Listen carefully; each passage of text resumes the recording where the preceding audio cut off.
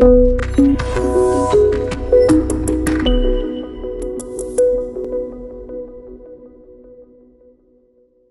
episode sebelumnya kita udah ngobrol bagaimana Sinar Masland menyiapkan sekaligus menjalankan grand plan dari sebuah smart city.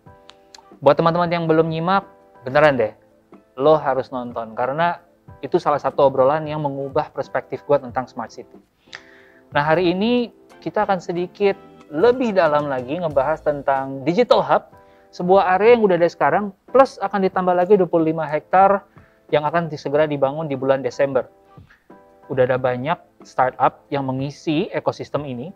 Ada Traveloka, ada Grab, ada NTT, ada GoWork, ada CoHive, Amazon Web Service.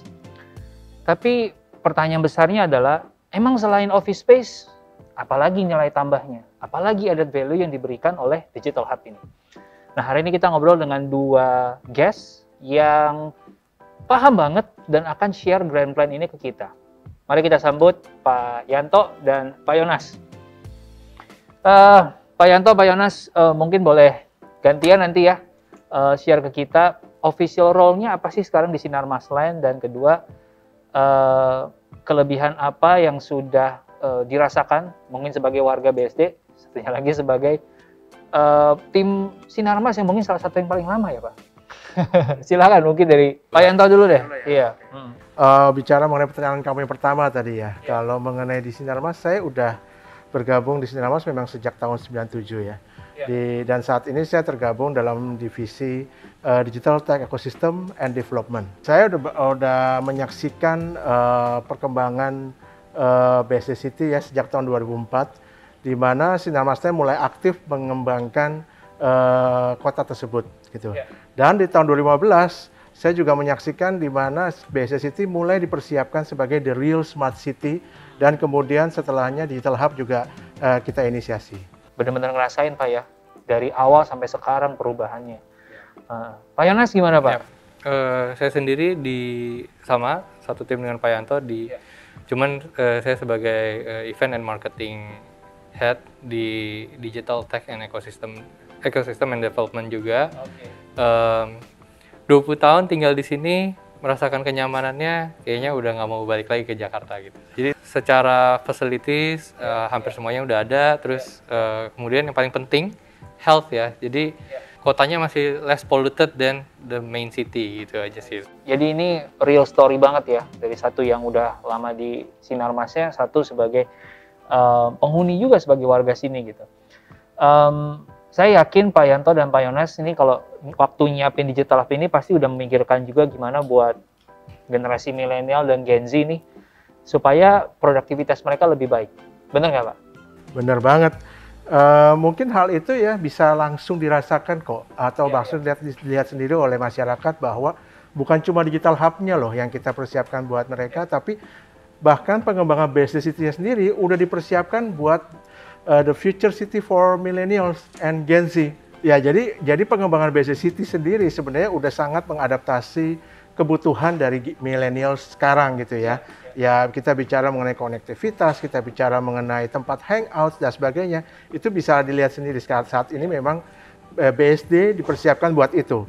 Dan of course Digital Hub, dan nanti akan saya cerita mungkin lebih detail setelah ini. Nah, ini Digital Hub nih, soal Digital Hub ini. Saya mau langsung ke terserah Pak Yanto atau Pak Yonas nanti. Project yang saya sendiri lihat Digital Hub ini rame Pak diobrolin di sosmed gitu ya, dan juga di berita gitu. Udah berapa lama dirancang dan kemudian lebih dari sekedar office space, konsepnya Digital Hub itu apa ya Pak? Mulai 2015 sebenarnya BSD kan sudah dipersiapkan sebagai the real smart city ya. Nah 2016 itu inisiasi dari Digital Hub itu mulai kita jalankan dan diprakarsai oleh grup CEO kami sendiri, yaitu Pak Michael Wijaya. Nah, ya pada saat itu sebenarnya hampir berbarengan dengan Pak Presiden mulai menggerakkan apa yang disebut dengan Industri 4.0 dan juga mencanangkan kalau kamu ingat gerakan 1000 startup pada saat itu. Nah, pada kesempatan yang sama juga sebenarnya Pak Michael sempat juga memberikan atau mempresentasikan inisiatif tersebut kepada Pak Presiden pada saat beliau meresmikan itu ISC, yaitu the first Indonesia E-commerce ya event. Summit and Expo E-commerce yang ada di BSD City tahun 2016. Nah, jadi sebenarnya gini Ruby, Digital Hub itu kita buat sebenarnya mau dijadikan sebagai home for digital communities. Nah, mereka-mereka seperti pelaku e-commerce, marketplace, kemudian teknologi leader companies, kemudian co-working space, startups, ada juga creative industry, bahkan sampai educational institution yang bergerak di bidang tech. Itu kita kumpulkan di sini sehingga mereka bisa berkolaborasi dan bisa bertumbuh menjadi semakin lebih cepat. Seperti itu kira-kira. Nah, tempat yang kita sediakan tentu saja harus mendukung aktivitas dan produktivitas mereka. Ya, misalkan contoh nih, gedung perkantoran yang 60% itu ruang terbuka hijau. Ya, kemudian kita juga in terms of connectivity, kita siapkan juga high speed internet connection di dalam setiap kita punya public spaces gitu. Dan juga kita juga sediakan indoor dan outdoor retail area. Nah, itu bayangin ada di sekitar mereka sehingga mereka bisa bebas bereksplorasi dan bisa melahirkan ide-ide baru buat produk ataupun bisnis mereka nantinya. Tapi saya nih sebagai millennials juga nih Pak, yang mungkin pemilik usaha juga yang lagi consider gitu kan untuk join di Digital Hub gitu. Lebih dari si office space tadi dan segala fasilitas internet, data center, seberapa besar sih Pak perannya yang tadi gitu? Saya tertarik banget sama 65% itu ruang terbuka hijau. Iya. Kan secara bisnis nggak make sense ya Pak? Ngapain gitu kita bikin? Padahal kan harusnya jadi cuan gitu buat kita. Nah, reasoning di belakangnya itu apa sih Pak? Ya, emang sebenarnya kalau kita melihat dari sisi bisnisnya ya memang itu suatu hal yang hampir tidak mungkin dilakukan oleh sebuah developer ya untuk mendevelop itu. Tapi yang kita ingin berikan di sini adalah sebenarnya memang ruang usaha atau ruang kerja, tempat kita berekspresi, bereksplorasi, itu yang benar-benar bisa menjamin itu yang di tempat lain sulit didapatkan lah gitu. Nah, di sini kita siapkan supaya kreativitas, ide-ide baru itu bisa kita lahirkan dari tempat seperti ini gitu. Fresh ya. Ya. Ini menarik sih karena saya juga sempat riset-riset gitu ya. Ternyata buat orang-orang yang bekerja di area yang kita sebut sebagai green building, itu ternyata ngaruh banget ke kemampuan mereka berpikir gitu. Bahkan ada satu riset ini saya baca di 10 building yang disebut sebagai green building itu, mereka menemukan bahwa karyawan-karyawan itu pun lebih sedikit kemungkinannya ngalamin sakit kepala. Ya, sampai 30% lebih sedikit daripada mereka yang di office biasa gitu. Dan ada lagi di studi yang sama juga di 10 gedung tadi, ketemu bahwa employee-nya itu performance-nya naik sekitar 27% dari sisi kemampuan berpikir mereka gitu ya, berpikir kreatif. So kayaknya memang itu investment yang akhirnya akan turun ke siapapun yang jadi tenan nanti gitu Pak. Benar, betul. Ya, jadi menambahkan Pak Yanto juga, jadi mengenai produktivitas tuh kita memang sebelum bikin Digital Hub kita tetap market study, kita research and development, office seperti apa yang memang meningkatkan produktivitas tertinggi gitu. And then boom, we come up with Digital Hub, di mana setelah dikumpulkan memang semua orang maunya yang kayak begini nih. Semua orang maunya yang green environment, healthy environment gitu kan. Terus fresh environment buat ideas dan buat kerja. Oke. Ada insight lain nggak Pak selain tadi yang soal lingkungan kerjanya gitu ya? Mungkin saya sebagai orang yang banyak berinteraksi juga sama perusahaan-perusahaan startup, kan kita juga seneng ya kalau itu dekat dengan talent pool, itu dekat dengan investor gitu. Kalau ngeliat di Silicon Valley kan gitu ya, kok kayaknya saya cuma nongkrong di restoran burger aja tapi orang sebelah tuh ngomongin coding, orang sebelah tuh ngomongin gue dapat investment dari segini gitu kan. Itu akhirnya ngebantu bikin kita culture yang kayak, oh gue juga bisa nih gitu. Dari sisi itu ada nggak Pak buat si Digital Hub ini gitu? Makanya itu kita create ekosistem, di mana yang namanya ekosistem itu kan rantai makanan nih, dari yang paling bawah sampai yang paling besar. Kalau di sini kita jadi dari talent development, di-provide sampai startup medium enterprise, small enterprise, terus sampai ke unicorn gitu. Jadi semuanya ada di sini, termasuk mungkin investors gitu ya. Jadi semuanya lengkap di dalam satu ekosistem. Jadi di dalam ekosistem sendiri ini bisa terjadi networking and collaboration inside the ecosystem. Belum lagi nanti keluar dari ekosistem itu kan. Banyak sekali kerjasama dan kolaborasi yang bisa dilakukan. Makanya kenapa Digital Hub itu di-create bukan property based tapi lebih soul-nya tuh ke ecosystem based. Menarik ya, bukan property based tapi ecosystem based. Jadi ngikutin ekosistemnya butuh apa, propertinya ngikut mensupport itu, bukan the other way around. Mungkin ibarat kayak kita tanam-tanaman kali ya. Kita butuh soil yang bagus, tanah yang bagus, ya mengikuti si tanamannya gitu, butuhnya apa gitu. Karena tanaman yang sama ditanam di tanah yang berbeda, mungkin hasilnya akan berbeda gitu. Sepertinya Digital Hub ini emang dibikin untuk ngejawab pain-nya startup dan companies ya. Mungkin Pak Yonas bisa garap lebih dalam Pak soal kolaborasi tadi yang disebut gitu. Ya, jadi kolaborasi itu penting karena ini salah satu pain-nya startup companies kan sebenarnya kan budget. Let's say kalau misalnya nggak harus kolaborasi, tapi aplikasi kita atau startup kita butuh, produk kita butuh development A misalnya. Ketimbang kita hire orang yang ahli bidang A ini untuk dipekerjakan dan build baru, development baru, kenapa nggak kita kolaborasi dengan startup yang udah bikin A? Gitu kan. Jadi itu akan menghemat budget dan itu of course ya mempermudah win-win solution lah untuk kedua startup ini berkembang gitu. Jadi growth. Dua-duanya sama-sama berkembang gitu. Kenapa baik lagi tadi kenapa kolaborasi itu penting gitu. Boleh dalamin sedikit Pak. Kayak tadi waktu kita lagi ngobrol santai nih, Pak Yonas sempat cerita soal si 6 pilar itu Pak. Seperti tadi Pak Yanto udah mention ada connectivity, terus kita juga build mobility. Nantinya untuk menambah productivity kita akan menghadirkan semua elemen termasuk camaraderie, di mana itu adalah sebuah environmental design yang memang mensupport environment kerja gitu. Jadi misalnya ini sebagian ideas dari arsitek kita NBBJ yang udah mendesain master plan Digital Hub dan juga gedung di Digital Hub gitu. NBBJ sendiri itu top arsitek in the world yang bikin headquarternya Amazon, Samsung, and then Alibaba campus gitu ya. Nah kita pakai NBBJ juga dan mereka juga support kita untuk membangun Digital Hub ini. Jadi dengan bersama NBBJ juga memberikan ideas yang fresh gitu, membawa ideas juga dari Amerika bahwa camaraderie ini mungkin salah satu elemen yang penting untuk bekerja. Jadi camaraderie ini bisa membantu menyegarkan pikiran. Misalnya kita bekerja di sebelah water creeks, di sebelah aliran air yang tenang gitu, atau kita bekerja di batu yang lebih membumi gitu. Itu masing-masing orang punya perasaan nyaman sendiri-sendiri gitu, which is di beberapa spot di Digital Hub itu kita kasih.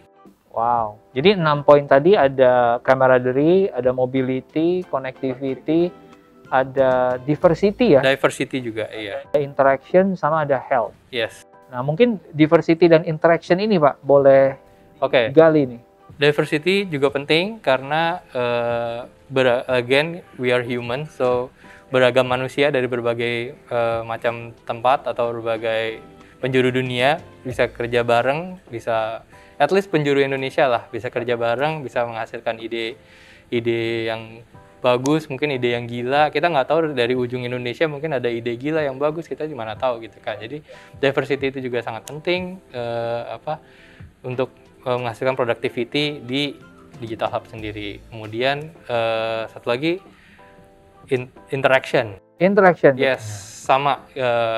We are human, we need interaction. So out of the office, kita kerja di luar, kita bisa ketemu orang, kita bisa lihat aktivitas orang lain juga. Mungkin bisa keluar ideas dari situ. Oh ternyata kalau misalnya kita lagi keluar, mungkin jalan-jalan di luar ada orang yang bawa anjing. Oh ternyata zaman sekarang kan pakai Peduli Lindungi. Saya nggak hanya manusianya yang pakai, mungkin Peduli Lindungi untuk pets-nya juga perlu gitu kan. Hewan peliharaan perlu. Nah itu sih bisa jadi ide baru gitu. Jadi interaction outside the office juga itu perlu. Jadi we build Digital Hub with that 6 element yang benar-benar increasing productivity. Oke. Jadi soal si interaction tadi, dengan desainnya tadi 65% area terbuka, orang jadi mungkin lebih banyak gerak, lebih banyak di luar, nggak cuma di office space yang ketutup, di kubikelnya, sehingga lebih punya potensi untuk bisa ngelihat sesuatu yang baru, ketemu orang-orang yang di luar yang biasanya, dan spark new ideas ya. Oke. Tapi nggak menyarankan kerjanya di luar kantor ya. Tapi Oh, kerja iya. di dalam kantor penting untuk finalizing everything, tapi ideas come from the outside. Iya. Pak Yanto, emang seberapa penting sih Pak si sisi interaction yang akhirnya bisa berbuah ke kolaborasi ini dalam suksesnya sebuah startup atau bisnis? Karena kan pada intinya yang akan mengisi digital hub ini ya antara startup atau sebuah bisnis gitu kan. Menurut saya sih kolaborasi networking ya, itu sih penting banget ya. Kenapa? Karena dengan berkolaborasi mereka bisa mengeksplorasi new opportunities ya dengan lebih cepat dan lebih organik. Sebagai contoh nih, misalkan ada sebuah coding school nih, mereka bisa mengembangkan modul-modul baru mereka dengan new trend teknologi seperti cloud system contohnya gitu. Nah, dengan seperti itu mereka mau kembangkan, mereka bisa berpartner dengan perusahaan yang sudah ada dalam ekosistem mereka. Jadi nggak usah jauh-jauh gitu kan ya. Atau contoh lain, misalkan sebuah e-commerce platform. Ya, somehow mereka bisa jadi berinteraksi langsung bahkan bersinergi dengan pelaku e-commerce-nya sendiri. Sehingga kita bisa melihat growing yang promisingly ya, dan itu semua karena mereka berada dalam satu ekosistem kita gitu. Jadi memang kolaborasi sama network itu benar-benar penting sih untuk pertumbuhan bisnis mereka gitu. Menambahkan dikit, network penting banget. Jadi balik lagi tadi interaction, ketemu orang kan. Mungkin baru kenalan aja, belum dive into what they do gitu ya, pekerjaannya apa. Tapi mungkin di masa depan ternyata oh kita butuh nih services dari orang tersebut gitu kan. Itu termasuk networking yang sangat berguna di masa depan nanti gitu. Luas apa Pak networking yang bisa digarap di dalam digital hub? Siapa saja yang bakal ada di sana sehingga saya kebayang tuh, oh ini bakal jadi tetangga gue nih, menarik ya. Kan biasa kita begitu ya Pak. Itu potensi nih, ini bisa jadi rekan kerjasama gitu kan. Networking di sini tuh terutama dalam circle digital hub sendiri. Jadi digital hub sendiri kan punya ekosistem yang tadi disebut, udah beberapa company ada di sini. Mungkin bisa dicek juga di website kita, Instagram kita, itu beberapa company yang ada di sini itu bisa banget kerjasama atau kolaborasi kerjasamaable. Bisa banget diajak kolaborasi dan networking udah pasti. Kita juga sebagai enabler, ekosistem enabler, kita juga bantu kenalin untuk networking satu sama lain di dalam ekosistem kita. Terus di luar circle digital hub pun ada circle-nya Sinar Maslen sendiri sebagai company yang menciptakan digital hub ini. Di dalam circle Sinar Maslen sendiri ada circle property vendors, property technology. Di Sinar Maslen sendiri banyak project-project yang Sinar Maslen hasilkan, ada malls, ada pasar modern, ada hospitals, mungkin ada schools, banyak sekali di dalam lingkupnya Sinar Maslen, dalam lingkupnya Business City yang bisa kerjasamakan gitu. Misalnya dia bawa aplikasi untuk pasar gitu kan, payment gateway atau apa, dia bisa kita network, bisa kita kolaborasikan ke sana gitu. Sebagai ekosistem enabler kita kenalin juga ke tangan-tangannya Sinar Maslen nih, yang di bawah Sinar Maslen gitu. Lebih besar lagi bisa juga lingkupnya Sinar Mas Group, di mana Sinar Mas Group tahu sendiri punya bidang finance, yang bergerak di bidang finance, ada Bank Sinar Mas, ada Sinar Mas Sekuritas, terus ada Sinar Mas Energy, di mana ada kelapa sawit, juga ada batu bara dan lainnya gitu, ada solar energy, siapa tahu dia aplikasinya untuk solar panel or energy saving, itu bisa juga dikenalin gitu. Kita ada juga telco, Smart Friend, kan bisnisnya Sinar Mas Group juga termasuk My Republic, Internet Connections, terus ada lagi hospitals gitu kan. Banyak sekali, jadi dari health juga ada gitu. I see. Jadi sebagai sebuah startup, saya ngelihat berbagai circle yang udah ada sekarang, itu aja udah potensi untuk saya jadiin klien ya. Iya banget. lebih dari itu Pak, coba apalagi yang tersedia di ekosistem Digital Hub. Mungkin kalau boleh saya berangkat satu-satu dari pain-nya startup ya. Karena sebagai pengusaha juga saya ngerasa stages-nya sebuah bisnis, mulai dari dia masih early stage, masih baby, sampai dia grow atau dia mau scale, sampai dia mature, itu masing-masing punya kepusingannya tersendiri gitu. Nah, saya mulai dari yang paling basic dulu. Di early stage biasanya kita kesulitannya adalah punya ide nggak punya duit. Saat ini kan ekosistem di Digital Hub sebenarnya bisa dikatakan sangat bervariasi yang sudah terbentuk ya. Kita bicara mulai dari unicorn, kita punya Traveloka dan Grab di sini. Kemudian ada teknologi leader seperti NTT, Juniper, ya. Kemudian ada coworking spaces seperti GoWork, GoHive, vOffice, bahkan sampai tech coding school gitu seperti Binar, Purwadika, atau Tekpolitan gitu ya. Nah, ekosistem seperti itu kan banyak banget ya, sehingga membuat mereka tuh seperti pain yang tadi kamu sebutkan di depan gitu ya, itu otomatis akan bisa tersolusikan karena udah ada semua di dalam ekosistem. Kayak tadi kamu bilang mengenai talent pool, ya kan, nggak usah jauh-jauh karena kita sendiri seperti bahkan ada Apple Academy juga di ekosistem kita gitu ya. Sehingga kalau kamu perlu digital talent gitu ya, itu nggak usah jauh-jauh, kita bisa lihat ke situ, kita bisa cek ke Binar atau ke Purwadika gitu ya. Jadi pain yang tadi itu memang harus didukung dengan adanya atau tersedianya ekosistem yang ada di sekitar kita, itu sih. I see. Mungkin Pak Yonas mau nambahin? Ya, menambahkan sedikit. Jadi kalau dari sisi saya sendiri dari marketing Digital Hub, kita juga bikin event-event buat activation kan. In return kita dapat talent-talent dari misalnya event-event yang ke kampus, kampus-kampus terdekat, kampus-kampus di area BSD City gitu ya. Kita benar-benar membawa muka mata mereka juga bahwa Digital Hub ada loh di dekat kalian gitu. Jadi setelah kalian lulus, kalian juga bisa langsung bisa pilih company yang ada di sini gitu. Jadi nggak usah jauh-jauh. Mungkin yang udah terlanjur ngekos di sini ya sekalian aja kerja juga di sini gitu kan. Nah, itu kita bikin event-event juga ke kampus-kampus. Di luar itu juga kita ada event seperti Job Connector di mana we connect talent-talent ini ke perusahaan-perusahaan startup yang memang lagi cari orang. Boleh cerita nggak? Ini karena bagian Job Connector ini menarik nih. Di sisi saya sebagai orang yang punya bisnis, pengen tuh dapat talent yang udah ready gitu. Karena kebanyakan waktu kita hire dari kampus, yang ada adalah kita kerja lagi 3 bulan untuk melatih mereka. Itu baru ngelatihnya doang gitu ya, untuk beradaptasinya gitu. Nah, Job Connector ini tuh dalam prakteknya seperti apa? Atau mungkin bisa pakai contoh yang udah kejadian? Simply, kebetulan standar talent provider di sini, vocational school yang ada di sini tuh udah cukup menghasilkan tim-tim yang udah matang gitu ya, talent-talent yang udah matang, yang ready to work.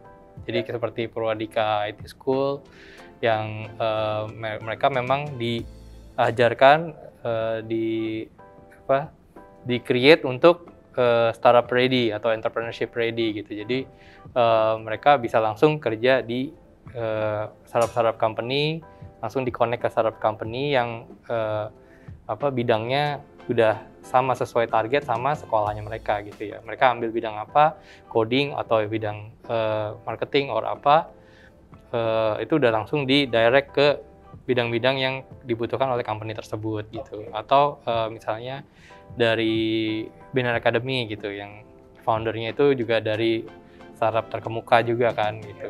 Jadi dia udah tahu industrinya, dia bisa create talent-talentnya sesuai dengan kebutuhan industri, udah pasti lulusannya sesuai dengan kebutuhan industri.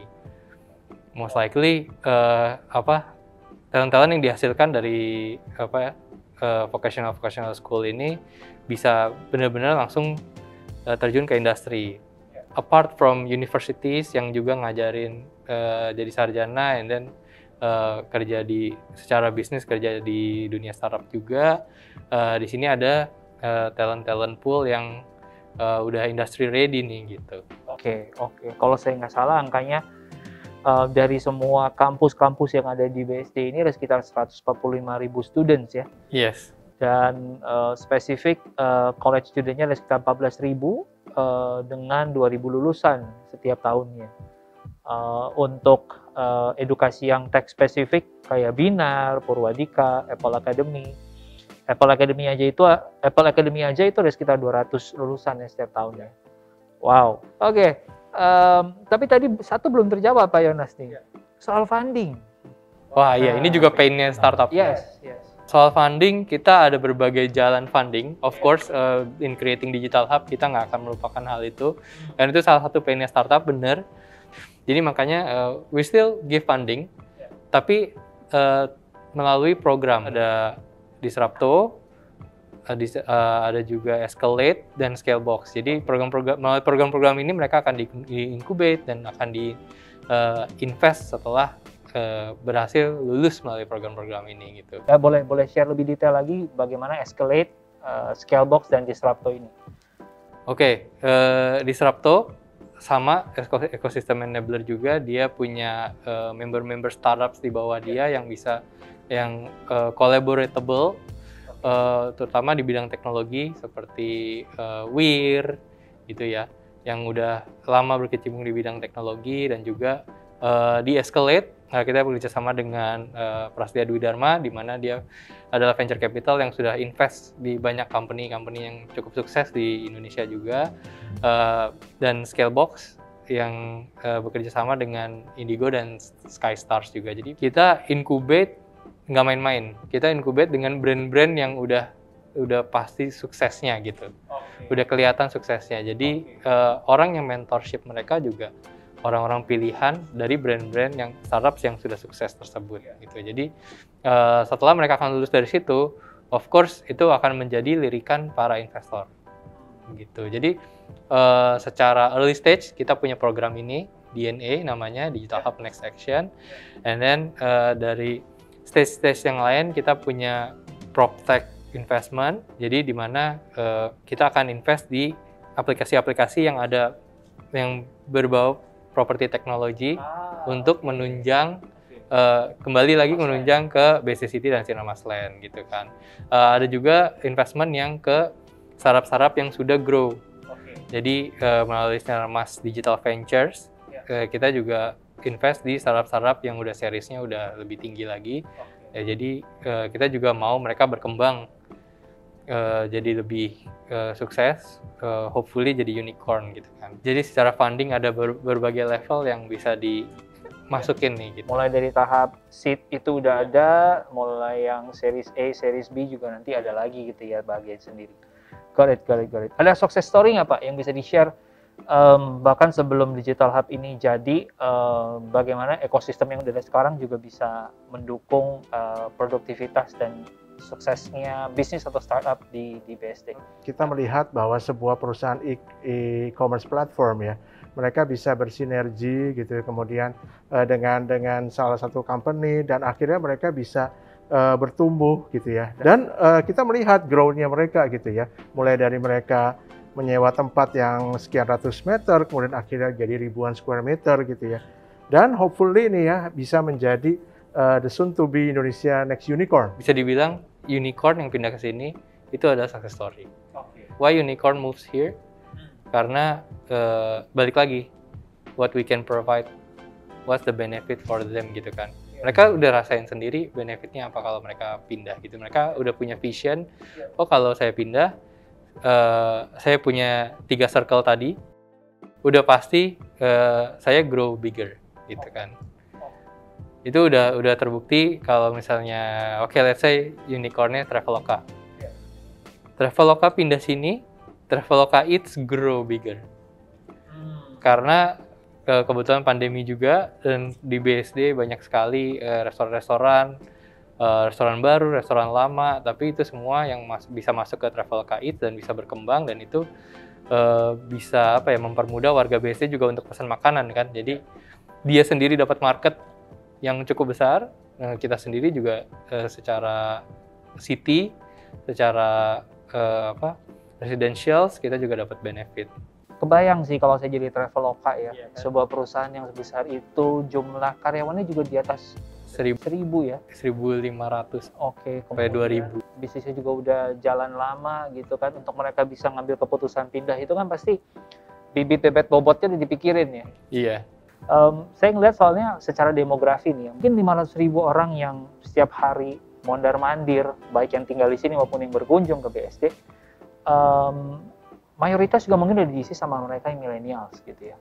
Dari Pak Yonas atau Pak Yanto punya angkanya nggak sih gitu, sehingga mereka-mereka ini yang akan mau masuk ke Digital Hub juga punya bayangan, oh ini tuh 500.000 yang bakal menjadi calon dari user gua gitu. Penduduk yang tinggal di BSD ada sekitar 300 ribuan penduduk ya, terus kemudian ada 200 ribuan lagi yang mungkin memang bekerja di BSD dan keluar masuk BSD setiap hari. So ada total tuh sekitar 500.000 penduduk yang beraktivitas di BSD gitu. Jadi ini ada sebuah numbers of market potential yang mungkin bisa dilirik oleh para startup untuk pindah ke BSD. Tapi punya profilnya nggak Pak? Kayak misalnya Hotel Sinarmas sih punya insight nih, oh mayoritas tuh ternyata mereka yang seusia segini gitu kan.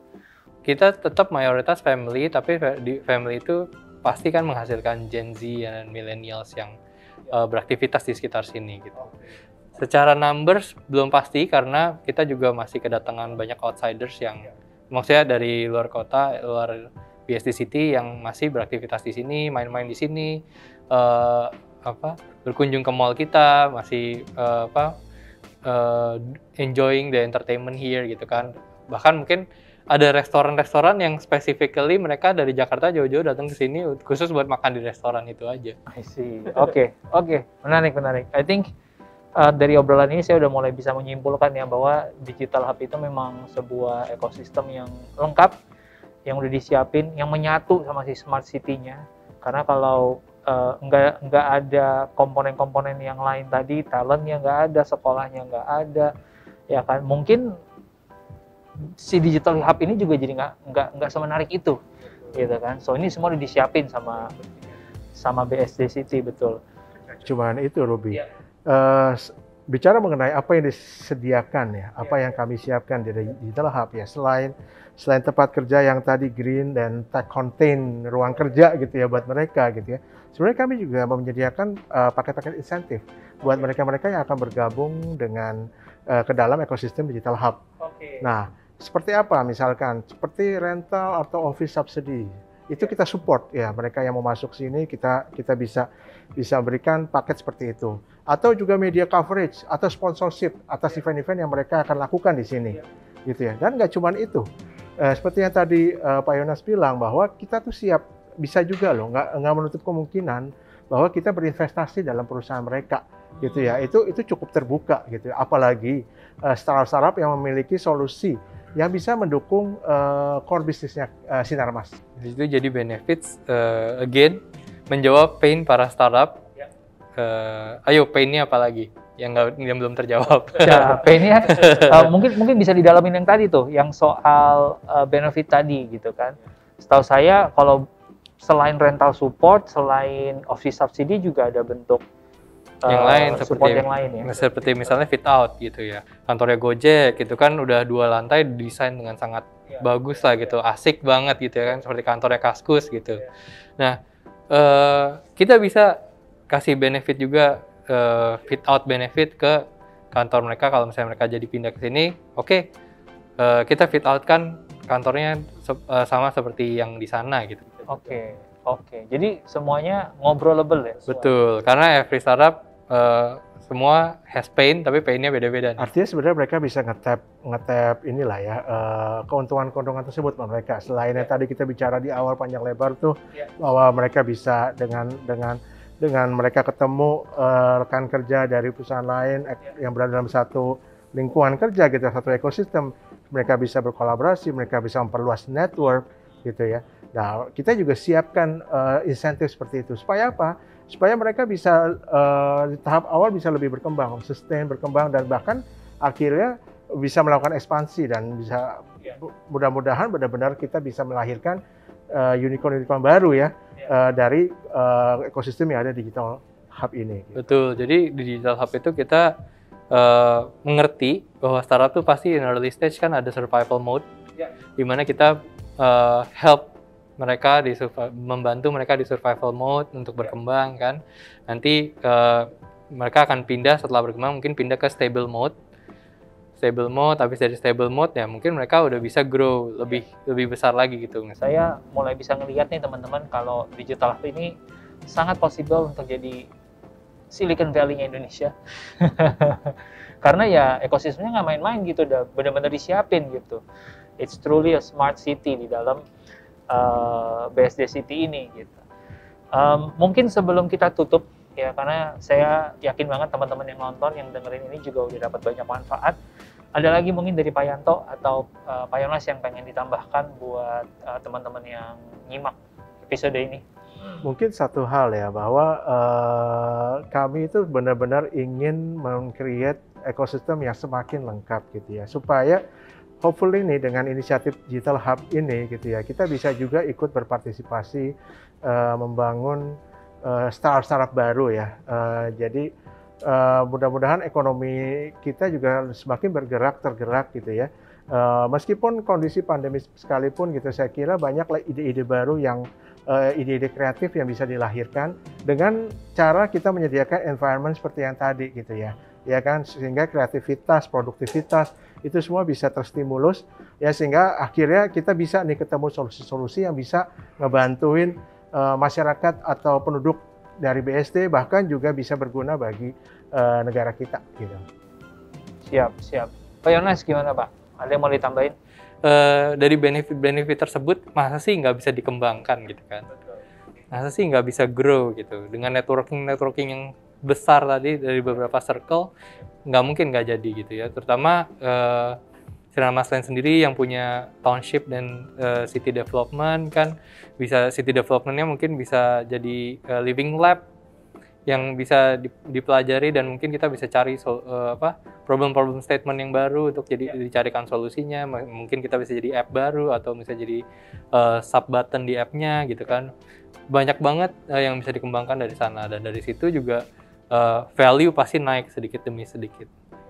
Kita bikin nggak hanya di BSD City, tapi rencananya kita juga di all Sinar Maslen premises seperti Batam, Surabaya, dan hopefully juga Kalimantan gitu. Jadi kita ada beberapa project di luar kota, dan hopefully kita bisa bangun digital hub juga di sana. Jadi sebagai hub untuk ke BSD dan menginterkoneksikan semuanya. Network semakin luas, ekosistem semakin besar gitu. Jadi mimpinya masih jauh ke depan. And yang paling penting, Sinarmas playing the long game. Nggak cuma sekedar untuk jargon marketing ya, digital hub gitu, the next Silicon Valley. Tapi ini benar-benar dihadirkan dengan segala kelengkapan. So, teman-teman, saya percaya dan ngelihat sendiri ketika saya main-main ke area Silicon Valley, Sunnyvale, Palo Alto gitu ya. Emang tipe-tipe talent yang tinggal di area situ tuh high quality banget, skillful, dan selalu terdepan kalau soal inovasi. Sekolah-sekolah terbaik juga ada di sekelilingnya. Mirip seperti di BSD City ini sekarang gitu kan. So, thank you banget Pak Yanto dan Pak Yonas buat pencerahannya. Saya doakan yang terbaik buat inovasi di Digital Hub. Semoga ada unicorn-unicorn baru yang lahir dari sini. Dan buat teman-teman semua, see you on the next episode.